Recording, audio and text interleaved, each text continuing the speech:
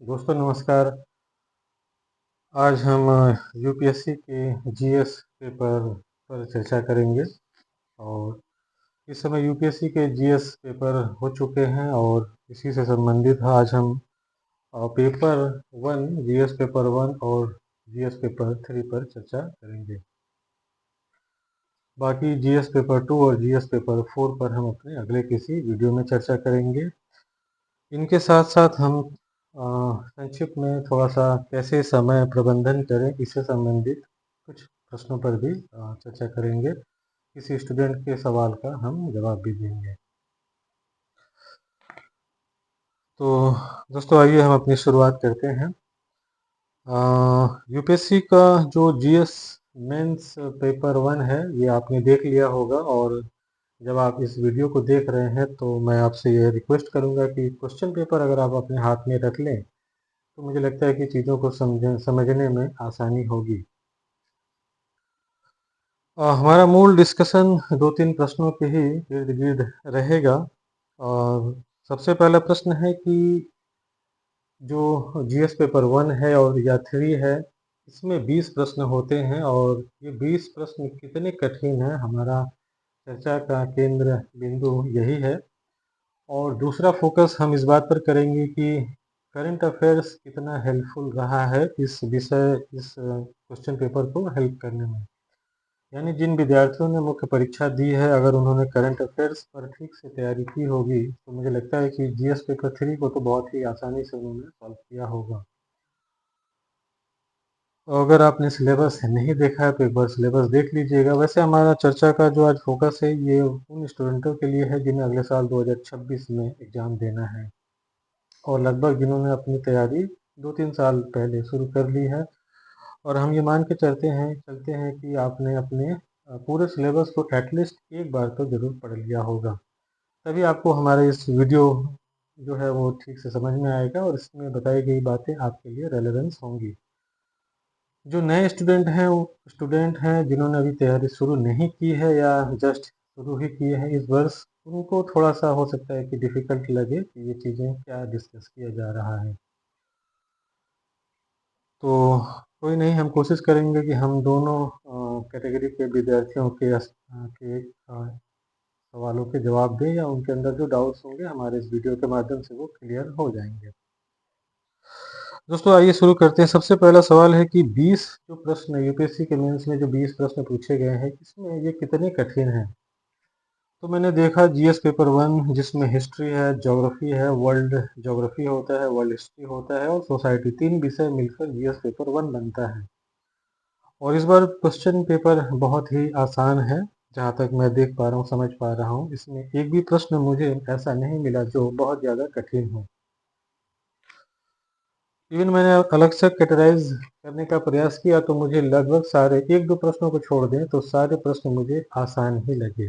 और मुझे ही नहीं, अगर जिस विद्यार्थी ने 2-3 वर्षों से ठीक से तैयारी की है, पूरे सिलेबस को ठीक से पढ़ा है, बार बार पढ़ा है, अच्छे स्रोत से पढ़ा है, तो वाकई प्रश्न तो ज़्यादा कठिन नहीं है और सिंपल भी है। मैं भी पढ़ के सुनाऊंगा। हाँ, ये अलग बात है कि इनको 3 घंटे के अंदर लिखना, शब्द सीमा के दायरे में प्रेजेंट करना, यूपीएससी के एग्ज़ाम हॉल में एग्ज़ाम कंडीशन में लिखना, दबावों को झेलते हुए चीज़ों को अटेम्प्ट करना, यहाँ चुनौती हो सकती है। बाकी प्रश्न अपने आप में बहुत ही स्ट्रेट फॉरवर्ड है।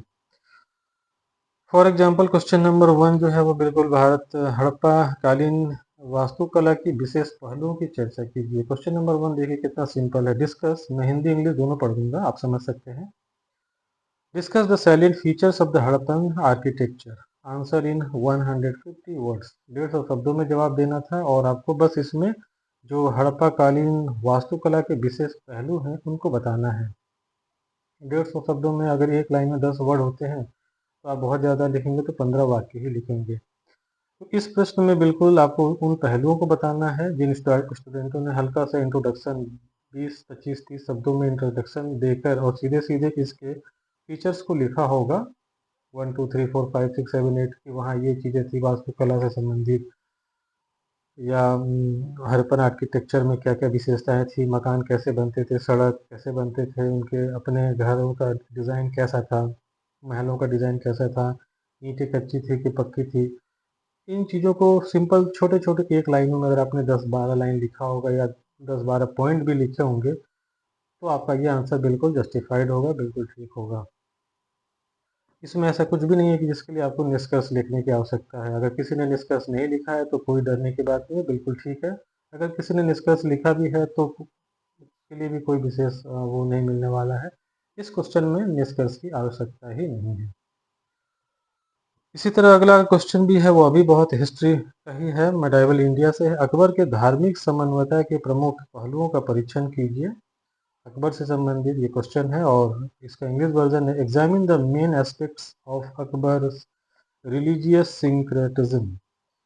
यानी अकबर के जो धार्मिक समानता है उसके प्रमुख पहलू क्या थे ये बताना है। और इस क्वेश्चन में थोड़ा सा एक लॉजिक है कि एग्जामिन करना है, यानी इसके पहलुओं का परीक्षण करना है।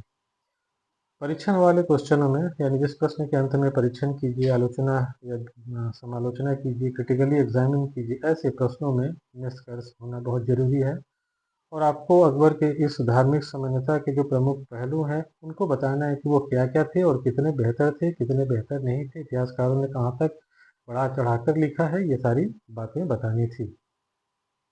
फाइनली आपको अपना एक कंक्लूजन देना था कि ये चीज़ें थी तो कितनी बेहतर थी, या उस ज़माने के हिसाब से इसने क्या रोल प्ले किया। इस तरह से कंक्लूजन देकर अगर जिसने समाप्त किया है उसका आंसर नेचुरली बहुत ही बेहतर होगा।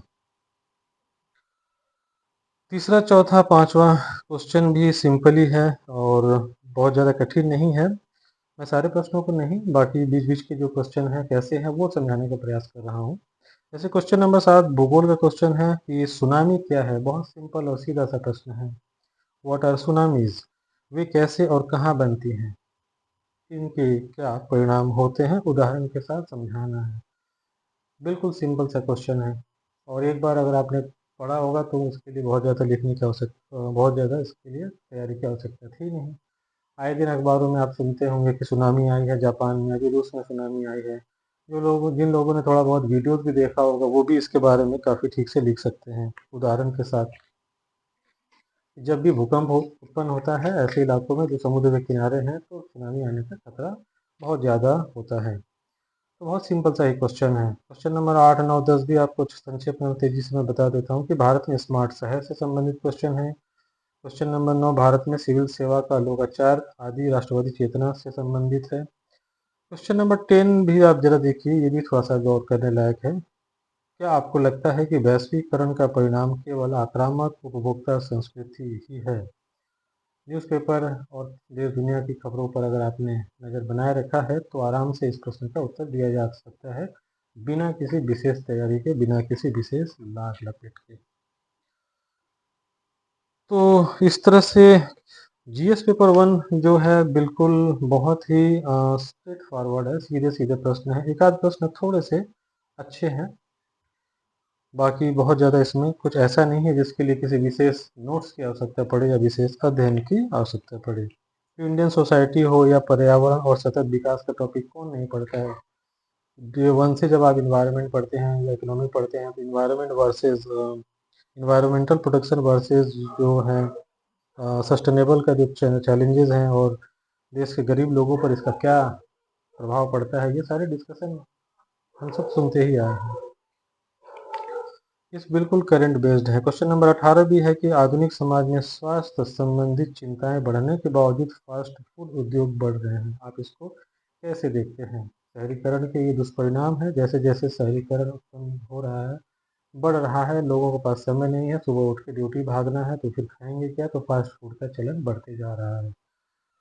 तो और इसके बावजूद दिन भर ड्यूटी करना, दिन भर अपने काम में व्यस्त रहना, कोई एक्सरसाइज नहीं, कोई आउटडोर एक्टिविटीज़ नहीं, तो स्वास्थ्य संबंधी चिंताएं बढ़ेंगी ही। बीपी बढ़ेगा, शुगर बढ़ेगा, तमाम तरह की बीमारियां बढ़ रही हैं। तो ये बहुत ही व्यवहारिक क्वेश्चन है और आराम से किया जा सकता है। इसको भी मैंने बहुत ही इजी ही माना है।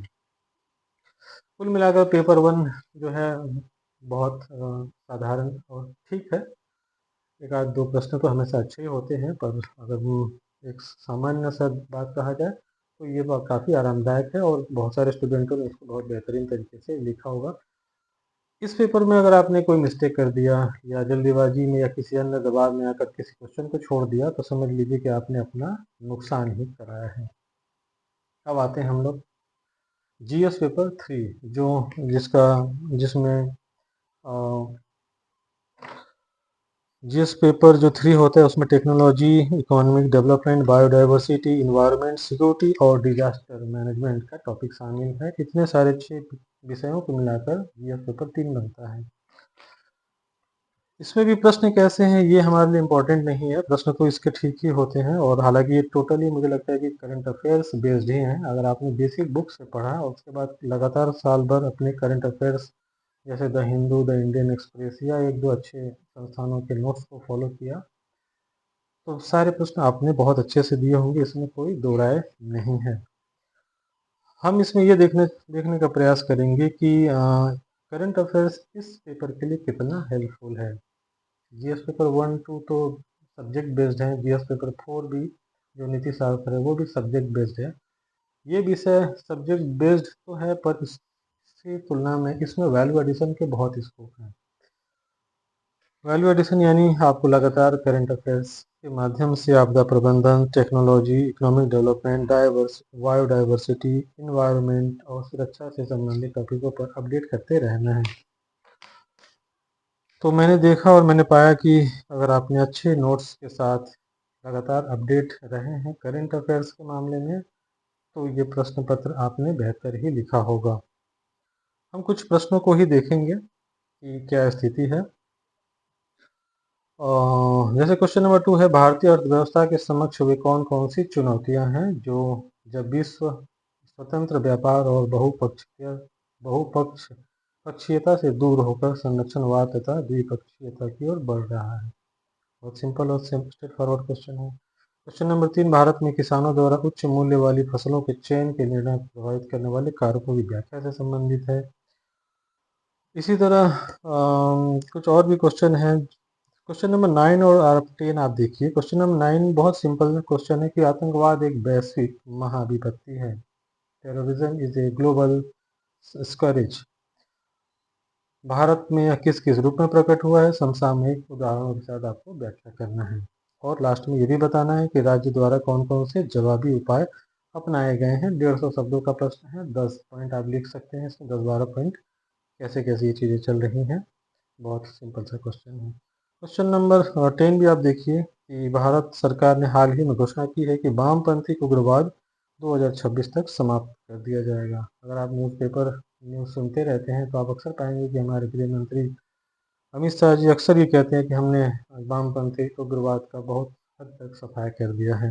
अक्सर ये न्यूज़ उनके पुलिस समारोह में, कुछ पुलिस सम्मेलनों में, तमाम तरह के इस तरह से सुरक्षा से संबंधित जब भी वो किसी ऐसे कॉन्फ्रेंस में जाते हैं तो इस बात का जिक्र वो करते रहे हैं और अखबारों में ठीक ठाक रूप से इसको छापा भी था।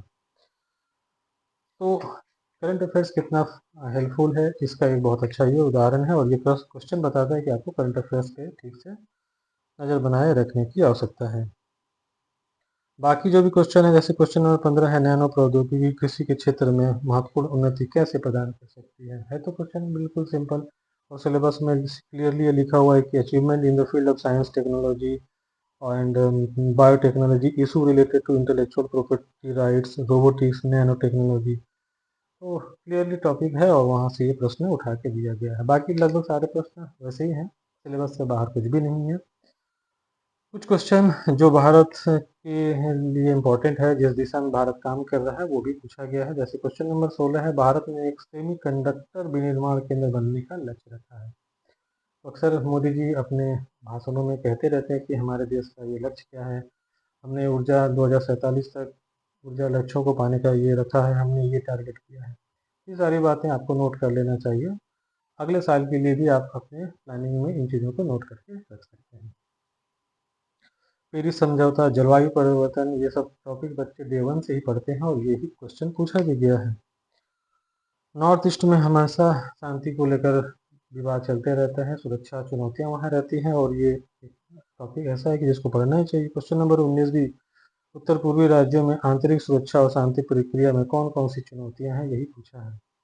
जीएस पेपर 2-3 जो भी हो, इसकी प्रकृति ऐसी ही होती है कि अक्सर इसमें चुनौतियाँ पूछी जाती हैं, समस्याएँ पूछा जाता है, उसका समाधान पूछा जाता है, या फिर गवर्नमेंट ने क्या-क्या उपाय किए हैं और उसमें क्या कमियाँ हैं, ये ढूँढ के बताना है और आपको उसका एग्ज़ामिन करना है या रिव्यू करना है।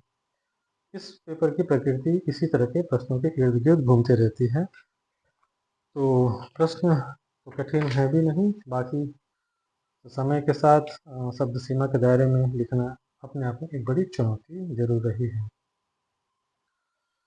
तो दोस्तों, एक संक्षेप में विश्लेषण हमने ये प्रस्तुत किया कि क्वेश्चन पेपर कैसा है, और आप क्वेश्चन को 3-4 बार देखिए।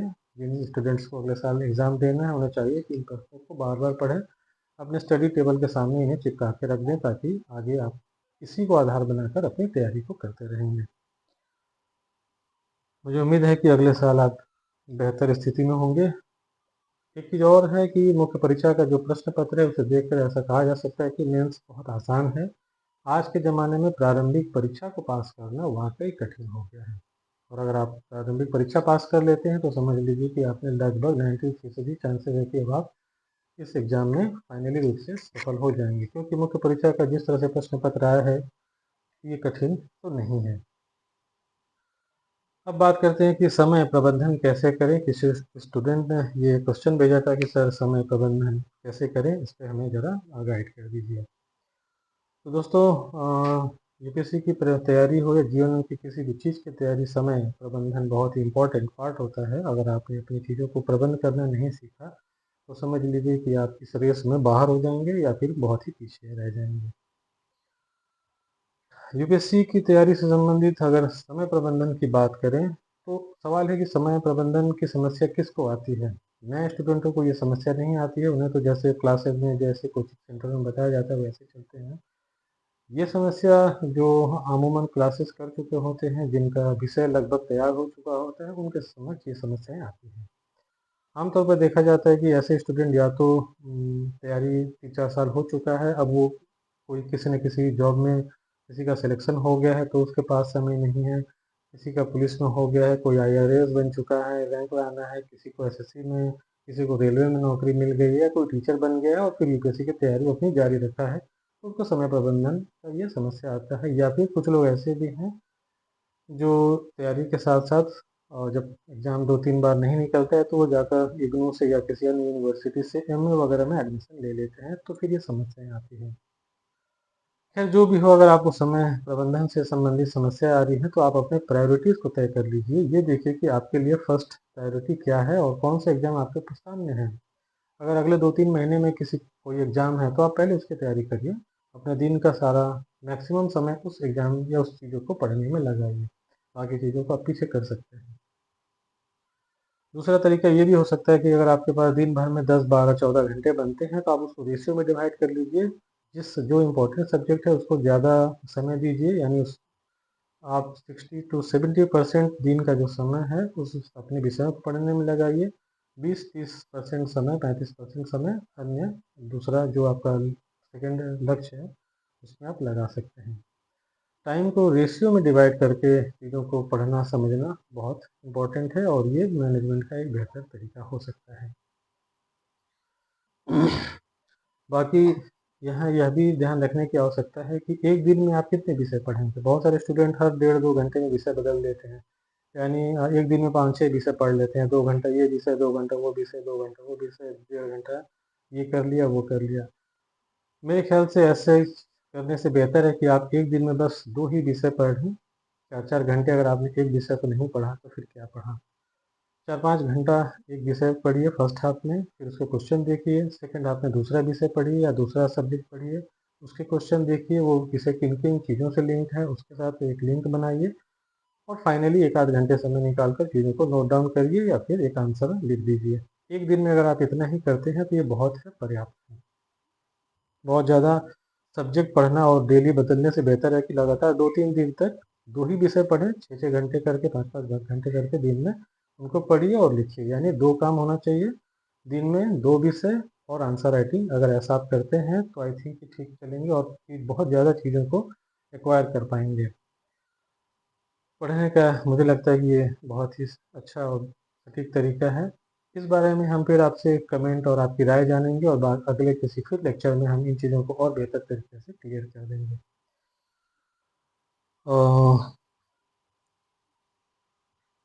तैयारी के दौरान 2-3 बातों को भी ध्यान में रखना चाहिए कि हमें किन-किन चीज़ों को अवॉइड करना है। जैसे आप चाहें तो सोशल मीडिया से दूर रह सकते हैं और आप चाहें तो बहुत सारे ऐसे सोर्सेज़ इकट्ठा कर भी लेते हैं, पढ़ते नहीं हैं, तो उन चीज़ों से भी आपको बचना चाहिए। वैसे सोशल मीडिया की बहुत रेलेवेंस है और क्वेश्चन कुछ पूछे भी गए हैं। हम कल इन चीज़ों पर अगले वीडियो में हम इस बात का डिस्कस करेंगे कि सोशल मीडिया हमारे लिए कितना रेलेवेंस है। बहुत सारे स्टूडेंट सोशल मीडिया के माध्यम से भी पढ़ के और अच्छा परफॉर्मेंस कर रहे हैं। कुछ स्टूडेंट ऐसे भी हैं जिन्होंने साल भर या अपनी तैयारी के दौरान फिर वो मोबाइल से ही दूर रहते हैं। तो दोनों का कल्याण होता है, दोनों को सफलताएँ मिलती हैं। ये तरीका अपना-अपना है। आप किसके माध्यम से कैसे सक्सेस हो सकते हैं। पर अगर मेरी बात माने तो आप सोशल मीडिया और सोशल न्यूज़ का यूज़ करिए अपने चीज़ों को समझने में, अपने विज़न को और क्लैरिटी को बेहतर बनाने में। चीज़ों को और बेहतर समझ होती है अगर आप वीडियो के माध्यम से इन चीज़ों को देखते हैं और आजकल बहुत बेहतरीन चीज़ें इंस्टाग्राम या फिर अन्य प्लेटफ़ॉर्म के माध्यम से लोगों के समक्ष प्रस्तुत की जाती हैं। बहुत सारे समाचार चैनल बहुत अच्छे तरीके से ग्राफ़िक्स की सहायता से चीज़ों को सोशल मीडिया पर अपलोड करते हैं। तो मैं तो यही कहूँगा कि आप उन चीज़ों का भी फ़ायदा उठाइए। ठीक है दोस्तों, आज का हमारा वीडियो काफ़ी बड़ा हो गया। हम तो 10 मिनट के लिए आए थे, मुझे लगता है कि 20 मिनट से अधिक होने चला है। अगले वीडियो में हम जीएस पेपर 2 और जीएस पेपर 4 के साथ आपके समक्ष हाजिर होंगे। 2-3 दिन तक आप हमारा वेट करिए, तब तक आप चीज़ों को देखते रहिए और लाइक, कमेंट, शेयर तो ख़ैर आप करते ही होंगे। धन्यवाद।